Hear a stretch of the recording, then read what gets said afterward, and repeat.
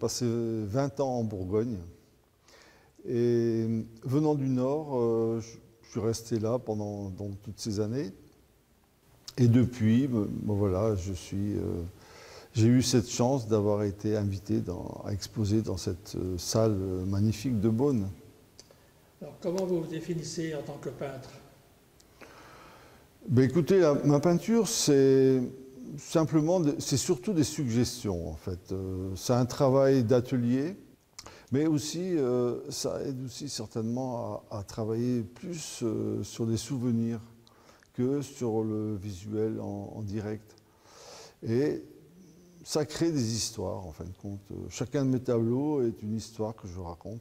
En fait, je travaille énormément sur la thématique de l'eau. L'eau m'a toujours fasciné. Mes zones de prédilection se situaient entre la Belgique, je dirais, et la Normandie. Tout le littoral, et surtout, bien sûr, la baie de Somme, la baie d'Authie. C'était vraiment les endroits où je passais le plus de temps à peindre.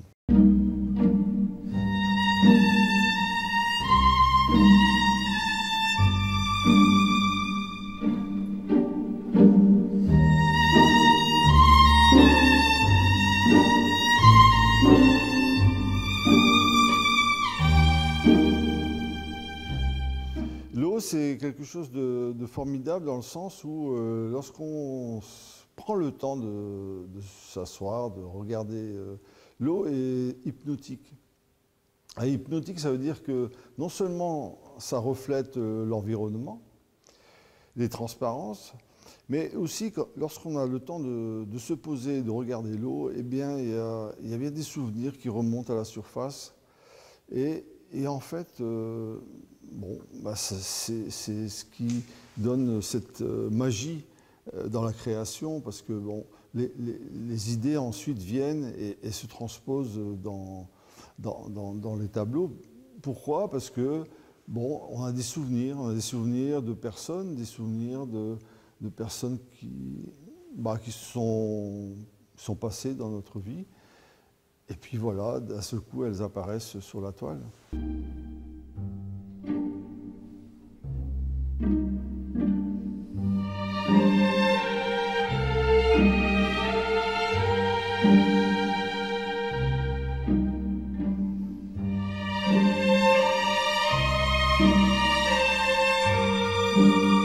C'est une suite logique de mon travail actuel qui, je pense, va durer pendant de bon nombre d'années maintenant. C'est un sujet qui me plaît déjà que ça rappelle des souvenirs de la plus tendre enfance, puisque mon père à l'époque m'emmenait fréquemment au bord d'étangs, au bord de marais, de marécages. Et j'assistais donc avec lui à des matins, des matinées, le jour se lève avec plein de brume, des spectacles d'oiseaux. Il fallait faire silence, donc on était témoins là des choses qui m'ont marqué, hein, puisque je m'en souviens encore actuellement. Et d'ailleurs, il est pas rare, lorsque je suis en train de peindre, que tous ces souvenirs remontent également à la surface, quoi. Ben, c'est ce que j'appelle des mises en scène. Ce sont des objets, bien sûr, mais une interprétation, ça peut aussi figurer des personnes, hein, des êtres humains. Alors ce sont une série de duos.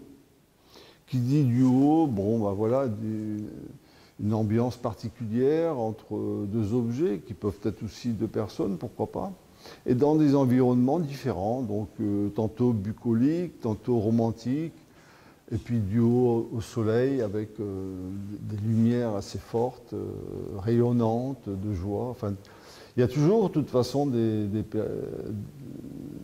toujours du positif dans ce que je fais.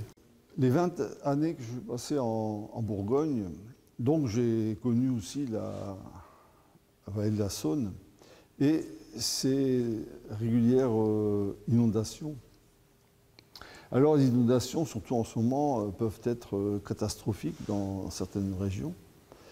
Mais dès que les éclaircies reviennent, l'eau étant un miroir, ces inondations procurent des images et des choses extraordinaires.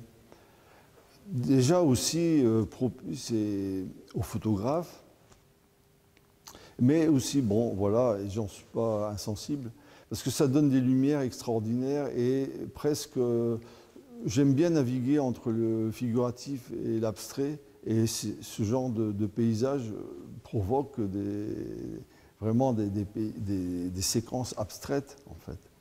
Et voilà, et donc relater tout ça, montrant que malgré le côté pénible d'inondation, il y a quand même ces choses magnifiques qui se reflètent dans le paysage.